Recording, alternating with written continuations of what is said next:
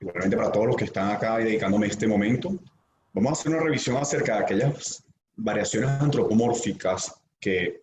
basado en la experiencia, al compartir con muchos colegas, consideramos importantes en medicina estética. Y no solamente para el abordaje del paciente, sino para entender un poco la cronología de esa modificación o esa variación que va a ir ocurriendo conforme pase el tiempo. Y esto es importante porque la decisión que nosotros tomemos va a ser definitiva en cómo el paciente va a ir evolucionando a lo largo de su cronología. Por supuesto, tenemos que tener claro que el ser humano ha cambiado desde la época precámbrica hasta lo que es la actualidad y se ha ido movilizando universalmente, con lo cual ya existen muy pocos, digamos, grupos étnicos puros. En cualquier rincón del mundo te vas a conseguir con un mestizo, te vas a conseguir con aquel que se mezcló, con aquel que eventualmente ya perdió los rasgos genéticos originarios, razón por la cual la valoración es cada vez más difícil. Sin embargo, siempre van a existir unos rasgos antropomórficos que son fundamentales y determinantes para identificar no solamente al tipo de paciente que tenemos al frente, sino cómo se va a comportar su proceso de envejecimiento a lo largo de su vida. Si evaluamos aquí, digamos, diferentes grupos étnicos, desde el caucásico hasta el negroide o al africano, pasando por variedades de grupos étnicos de originarios o indios, nos damos cuenta que todos experimentan un proceso de envejecimiento en la cual, por supuesto, lo que ocurre es desplazamiento de tejidos blandos, pérdida de tejido óseo, y eso es fundamental para cuando nosotros vayamos a llevar esta experiencia de la observación a la práctica clínica en la unidad de medicina estética. Sabemos las medidas antropomórficas que habitualmente utilizamos, es decir, los 3/3 horizontales, los 3/3 verticales, las sublíneas que nos determinan simetría, tercios mediales versus tercios laterales. Ya eso está, digamos, es archiconocido por nosotros, pero debemos eso extrapolarlo a cada uno de nuestros grupos étnicos, potencialmente pacientes, para entonces evaluar cómo va a darse ese proceso de tratamiento de tejidos. ¿Qué tenemos que tener en cuenta? Por supuesto, las estructuras óseas o antropomórficamente genéticas, perdón, donde esto es el potencial genético de cada paciente y a partir de allí, por supuesto, va a ocurrir una cantidad de eventos que pueden ser alteraciones congénitas, donde básicamente las atrofias, hipotrofias o distrofias nos tienen que hacer considerar a este paciente como un paciente único, aun cuando logremos identificarlo dentro de un grupo. Por supuesto, los datos que vienen o derivan del proceso de cronoenvejecimiento, donde está la reabsorción ósea, el dimorfismo óseo que se va ocurriendo en el proceso de envejecimiento del paciente, y las distrofias. Existe, digamos, una diferencia semiológica entre lo que llamamos distrofia y dismorfismo. ¿En qué sentido? Que el dismorfismo es aquello que va ocurriendo en el proceso de envejecimiento del paciente. Y, por supuesto, las estructuras blandas que se anclan, que se soportan sobre esa estructura ósea, que en definitiva es el cemento sobre el cual se anclan dichas estructuras. Cráneos que identifican digamos, al paciente o al individuo caucásico de origen, a lo que se define el aborigen, en este caso uno de origen africano, y el cráneo característico del paciente de origen asiático, es decir, mongoloide. Ya por aquí comienza a haber diferencias importantes en lo que eventualmente puede ser rebordes óseos a nivel periorbitario, por supuesto el promontorio a nivel supraciliar, lo que significa la estrechez del maxilar inferior en los pacientes de origen asiático o de origen mongoloide, como es el grupo originario del cual hacemos referencias, y eventualmente, en el caso del paciente caucásico, un maxilar inferior mucho más enlogado, menos angulado que en el caso africano, y con una anchura muchísimo menor, en el caso del origen asiático, caucásico en segundo lugar, y siendo el más ancho, por decirlo así, lo que es eventualmente el paciente de origen africano o de raza étnica de origen africano. Es imposible no asociar estos trastornos o estas identidades antropomórficas con el proceso natural de envejecimiento. Y aquí vamos a ir evaluando y lo vamos a ir mostrando en relación a lo que eventualmente son nuestros pacientes. Es decir, habitualmente en la fosa orbitaria va a ocurrir una reabsorción en el segmento inferior del reborde orbitario, una reabsorción del promontorio óseo del hueso frontal que da lugar a un aplanamiento del reborde orbitario en el segmento superior y, por supuesto, una pérdida de soporte o sostén en lo que significa la unidad cigomático-malar. De la misma manera, los cambios importantes que ocurren a nivel del maxilar inferior va a ser una disminución progresiva del ancho del maxilar, al mismo tiempo una elongación de la porción horizontal y un acortamiento de la porción vertical del maxilar inferior. Y esta es la característica demostrativa de cómo se asocia el proceso de envejecimiento en el maxilar inferior, la pérdida de sostenibilidad de la estructura ósea, con pérdida de la actividad osteoclástica, elongación del mismo y, por supuesto, una pérdida de lo que eventualmente son las piezas dentarias. De nuevo, otra vez la misma gráfica, y esta la vamos a ver repetida durante varias veces en la tarde de hoy, puesto que es importante identificar y grabarse, sobre todo visualmente, las características antropomórficas de los tres grupos fundamentales, es decir, el caucásico, el negroide y el mongoloide. Sabemos muy bien cómo identificar o cómo sectorizar a nuestros pacientes en tres grupos grandes de acuerdo al eje predominante del rostro, es decir, si es vertical, si está repartido en forma equitativa en el plano horizontal y el plano vertical, o si es fundamentalmente del plano horizontal. Y esto lo vamos a ir extrapolando a lo que eventualmente van a ser nuestros grupos étnicos, es decir, el caucásico, los mestizos, el más indio de lo que tenemos aquí expuesto, y fíjense que en los caucásicos predomina siempre el carácter dolicocéfalo, es decir, la longitud vertical siempre, o la mayoría de los casos, va a ser superior que la medida horizontal, tanto que en la medida que el paciente se hace mestizo, esta relación se va invirtiendo, siendo máxima en los pacientes de razas negroides. Aquí ya imágenes vistas de nuestros pacientes que acuden habitualmente a las consultas, donde encontramos que aquel paciente dolicocéfalo va a tener una predominancia en el eje vertical con características de envejecimiento en etapas tempranas en la fosa temporal, pérdida de sostén a nivel del tercio inferior en lo que eventualmente puede ser el descolgamiento de los pads superficiales y elongación del reborde maxilar inferior, la característica que se va siendo constante independientemente del grupo étnico al cual pertenezca. Sin embargo, evaluamos que desde etapas más prematuras o más jóvenes, el paciente de razas negroides va a tener habitualmente una mayor reabsorción de tejido óseo y tejido blando en la fosa temporal, cosa que no ocurre tanto en los pacientes de tipo mestizo, caucásicos,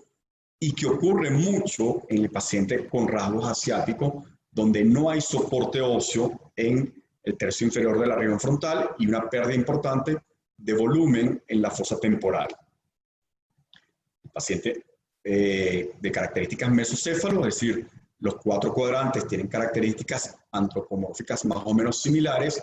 y entre ellos tienden a parecerse muchos, a pesar de ser pacientes, digamos, referente caucásico, mestizos, indios y, por supuesto, de razas negroides, donde el punto fundamental en estos casos va a ser la presencia de un prominente óseo en el segmento medio acompañado de pads, tanto a nivel malar como a nivel del surco nasogeniano, que son los que habitualmente van desplazándose conforme se produce el proceso de envejecimiento, generando entonces una pérdida de volumen en el tercio medio, que era el punto predominante desde el punto de vista óseo en estos pacientes mesocefálicos. El paciente braquicefálico, que no es más aquel que viene definido porque su ancho del rostro es habitualmente superior a lo que significa la longitud vertical, es decir, son caras más bien cuadradas, donde el ancho de la región mandibular, habitualmente donde estamos, en el ángulo de la mandíbula, siempre es igual a la región preauricular o muy similar a esto. Estos pacientes braquicefálicos tienen un componente que habitualmente se presenta, que es la hipertrofia del músculo macetero, que contribuye a un incremento de la relación de la braquicefalia, ya que conforme el paciente envejece, digamos, el ancho de la región mandibular puede ser inclusive hasta mayor de aquel que se producía a nivel de la región preauricular. En nuestros pacientes, digamos, en los grupos étnicos, básicamente el braquicefálico siempre va a tener unas características muy similares, donde evidenciamos hipertrofia o incremento del ángulo del maxilar inferior con hipertrofia en los maceteros. Fíjense cómo de la paciente fototipo 1 o caucásica pura pasamos en la variedad de los mestizos hasta aquel que se define como un rasgo hindú o indios, y en todos existe la constante de hipertrofia del macetero, sobre todo por delante o por encima a nivel superficial del ángulo del maxilar inferior. Entonces, ¿qué podemos ir concluyendo? Que efectivamente existen unas variaciones antropomórficas importantes. Importantes ¿por qué? Porque conforme este grupo étnico va envejeciendo, haremos correcciones que realmente garanticen, primero, el retardo del proceso de envejecimiento por la reabsorción ósea y el descolgamiento de los tejidos blandos, que en definitiva significa la prolongación de esa juventud que el paciente, y es nuestro deber en la consulta tratar de que cualquier decisión que tomemos para la atención de estos pacientes eviten no solamente el dismorfismo óseo que naturalmente puede ocurrir o el proceso de deterioro de la estructura ósea, es decir, la atrofia, la hipotrofia que naturalmente puede ocurrir, sino aquel dismorfismo que por la medida terapéutica que nosotros decidimos tomar para este paciente pueda condicionar su proceso de envejecimiento. Entonces allí, de nuevo ya evaluándolo por segmento, encontrar que las variaciones antropomórficas en los pacientes en el tercio superior, independientemente del grupo étnico, siempre van a venir acompañadas de un proceso de reabsorción ósea, de un aplanamiento en la longitud del hueso frontal, es decir, la curvatura natural del hueso frontal se va haciendo cada vez más plana, el descenso del reborde supraorbitario o el achatamiento de la bóveda orbitaria, el aplanamiento del reborde orbitario superior, donde se pierde ese promontorio frontal que es más característico en ciertos grupos, y lo vamos a ir evaluando conforme pasemos las gráficas comparativas de los pacientes, la reabsorción, por supuesto, de los tejidos celulares subcutáneos y la atrofia dérmica que ocurre con el envejecimiento, y el descenso de los tejidos blandos suprayacentes. Entonces, si vamos evaluando digamos, la relación que existe a nivel del hueso frontal de los grupos más extremos, es decir, razas caucásicas a las razas más extremas como las negroides o las indias, fíjense cómo el hueso frontal tiene una discreta curvatura, es decir, un ángulo que no sobrepasa el 15, el 20 grados, contra ángulos que eventualmente pueden ser de 35 grados en relación del punto de inicio de la cisura frontal a lo que eventualmente puede ser el promontorio óseo sobre la fosa orbitaria. El caso de los pacientes masculinos, fíjense que es mucho más notorio, es decir, aquí prácticamente en nuestro grupo caucásico, que podría ser fototipo 1, nos encontramos con un hueso frontal que es básicamente plano, no hay ningún tipo de curvatura, en tanto que en la medida que nos acercamos hacia grupos étnicos radicales o de extremo, como el caso negroide o como el caso indio, fíjense cómo la relación que existe entre la cisura frontal y el promontorio puede ir oscilando en 15 grados, 45 grados, 35 grados, por supuesto, dependiendo de lo que eventualmente prive en cada grupo étnico. Es radicalmente importante en el caso de las razas indias, indoamericanas, lo que eventualmente vamos a encontrar que es el promontorio frontal, es decir, la fosa supraorbitaria va a ser habitualmente hipertrófica. Con esto, entonces, vamos a encontrarnos un declive, por decirlo así, entre lo que significaría el reborde óseo, el hueso frontal, reborde óseo y hueso frontal. Que vendría siendo el caso de este paciente indoamericano. Fíjense cómo hay un quiebre en la continuidad del hueso frontal, es decir, esto es característico de estos pacientes provenientes de razas étnicas indoamericanas. Aquí nosotros podríamos perfectamente iniciar un proceso de corrección de esta pérdida de volumen haciendo reemplazo del mismo, es decir, con sustancias que sean osteoclásticas o eventualmente la reposición de volumen a nivel del tejido celular subcutáneo con la finalidad de reducir este hundimiento. Al mismo tiempo, el reborde óseo, en este caso el promontorio frontal o el reborde óseo supraorbitario, es responsable muchísimas veces de darle origen a la curvatura natural de la ceja o de la ciliar y de soporte a esa estructura blanda suprayacente. ¿Qué quiere decir? Que en grupos étnicos como el indio, digamos, en este caso el asiático, que eventualmente no tienen un promontorio óseo o una cisura frontal inferior interesante o importante, deberíamos remarcar este promontorio o construirlo sobre la base de un material que nos genere una osteoblastosis de tal manera de producir curvaturas falsas visuales en la ceja que nos permitiría no solamente levantar el arco ciliar, sino mejorar el aspecto juvenil del rostro. Vamos al tercio medio, es decir, la unidad cigomático-malar, donde por supuesto no solamente tenemos cigomático, la apófisis malar, reborde orbitario en su porción externa, maxilar superior, en la región central y los huesos propios de la nariz. En este caso, evaluamos la diferencia entre el grupo afroamericano, el grupo caucásico y la hipotrofia que habitualmente existe del maxilar inferior en los grupos de origen mongoles. Eso lo llevamos a lo que eventualmente va a ocurrir como parte del proceso de envejecimiento. Entonces se establecen dos compartimientos, la región nasal y la unión cigomática malar. La región nasal, la elongación de los huesos propios de la nariz, la atrofia y desplazamiento de los cartílagos nasales y el desplazamiento de la porción cutánea. En la unión cigomática malar, fácilmente identificable, la atrofia, hipotrofia, la dismorfia e inclusive procesos congénitos como la hipotrofia malar, que muchas veces necesita ser sustituida en aquellos pacientes jóvenes para de esta manera dar un aspecto juvenil a quien ya de por sí se ve adulto. Un proceso natural de reabsorción ósea, tanto en el hueso malar como en el hueso cigomático, las estructuras ligamentosas que en ellos se anclan y en el maxilar superior, lo cual implicaría entonces un alargamiento de este maxilar inferior con pérdida de la relación naso-mentoniana y, por supuesto, nasolabial, al igual de la misma manera, el adelgazamiento del reborde óseo infraorbitario. Entonces aquí tenemos el hueso cigomático, cómo va produciéndose proceso de reabsorción, donde no solamente en la parte posterior de la apófisis, la parte anterior de la apófisis, sino la correlación de la parte posterior y el hueso malar presente, se hace una rectificación del volumen del hueso. Esto implicaría que los ligamentos que naturalmente aquí se anclan van a, por supuesto, perder tejido de sostenibilidad,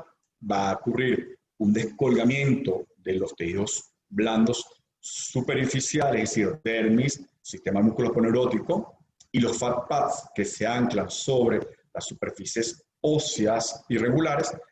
se desplazan hacia adelante y hacia abajo. En el caso de los huesos propios de la nariz, fíjense cómo se hace la proyección en un triángulo isósceles de la misma característica, las mismas dimensiones, como hay un proceso de alargamiento del mismo, es decir, la nariz mantenida que va creciendo conforme el paciente envejece. Pero esto es importante no solamente como parte del proceso de envejecimiento, sino también en las etapas tempranas donde habitualmente hacemos correcciones. ¿Por qué? Porque si bien es cierto que en técnica de medicina estética las rinoplastias aditivas o no quirúrgicas se trabajan básicamente en la proyección de lo que es la punta nasal, el ángulo nasolabial, el ángulo frontonasal, tenemos que tener en cuenta esta estructura ósea, tal cual como vimos, en cada paciente. ¿Por qué? Porque esta estructura ósea es la que nos va a permitir anclar mediante la fibrosis que produce no solamente el traumatismo que genera la cánula, sino la aguja para hacer la rinoplastia con fillers de ácido hialurónico, el efecto que de acuerdo al grupo étnico pueda ser factible. Es decir, es mucho más fácil hacer una rinoplastia en una paciente caucásica, donde lo que eventualmente tendríamos que hacer es una proyección del ángulo nasolabial hacia los 85 grados, 105 grados en el caso de la paciente femenina, que intentar hacerlo en un paciente con una raza india, en este caso hindú o eventualmente indio de África, que necesitaría un soporte adicional, no solamente del puro filler, para poder vencer esa resistencia natural que implicaría un cartílago nasal desplazado, donde la porción ósea es corta y eventualmente no pudiéramos elevar peso en la punta de la nariz porque sencillamente no sería sostenible en el tiempo y eso conduciría a un dismorfismo progresivo. Aun cuando utilicemos ácido hialurónico reticulado, el peso que induce, la fibrosis que induce, va a traer consigo un defecto que eventualmente puede ocurrir a los 3, 4 años después de haber hecho la primera intervención no quirúrgica, por supuesto. En caso de pacientes afroamericanos o africanos, quizás la presencia de un cartílago nasal grueso implicaría nuevamente la colocación de un material de relleno mucho más reticulado que nos permitirá el vencer un mayor peso, digamos, de esa punta nasal, sino que inducir un proceso de anclaje desde el hueso propio. Lo mismo ocurre, o menos ocurre, digamos, en el paciente de origen, grupos intermedios americanos, indioamericanos o inclusive europeos, donde la proyección del reborde óseo, de la porción ósea y la porción cartilaginosa, básicamente está compartida en mitad y mitad. Pero, de nuevo, siempre hay que tomar en cuenta lo que significa ese proceso natural de alargamiento de los huesos propios de la nariz y la atrofia de la estructura cartilaginosa que va a ocurrir con el proceso. Aquí ya vemos la misma proyección que vimos anteriormente, donde el arco cigomático hasta la articulación del globo mandibular se va atrofiando. ¿Atrofiando en qué sentido? Las curvaturas inferiores, las proyecciones laterales se van aplanando. Esto generaría una disminución de la capacidad de soporte, por lo cual es naturalmente comprensible el desplazamiento de todos los tejidos blandos en los grupos étnicos. ¿Pero qué ocurre? Habitualmente en pacientes caucásicos, es decir, blancos, naturalmente hay un proceso de hipotrofia del hueso malar, hipotrofia del reborde orbitario, cosa que no ocurre en pacientes, digamos, de origen caucásico, pero ya mixtos o mestizos, donde tradicionalmente hay un reborde orbitario mucho más reforzado, una apófisis cigomática más fuerte, y esto garantizaría eventualmente mayor soporte, mayor tensión de los tejidos blandos. En la medida que nos acercamos a los grupos étnicos de origen indio, fíjense cómo ocurre un desplazamiento de ese reborde orbitario hacia fuera de la órbita, con, por supuesto, desplazamiento de tejidos blandos, que sería el signo característico de la alteración de la unidad cigomática malar orbitaria en los pacientes indios o inclusive en los pacientes de razas más oscuras, es decir, el negroides, donde tenemos un comportamiento óseo importante que se refleja a través del brillo, pero más importante es el comportamiento adiposo o de los fat pads superficiales. De la misma forma como logramos ver en esta paciente, que siendo intervenida, por supuesto, no representa el grupo étnico negroide característico, pero sí hay un componente óseo importante que se mantiene inclusive a través del tiempo. vuelvo a traer de nuevo la imagen corporativa del proceso de envejecimiento, que nos va a dar lugar a lo que significaría la discusión en el segmento inferior.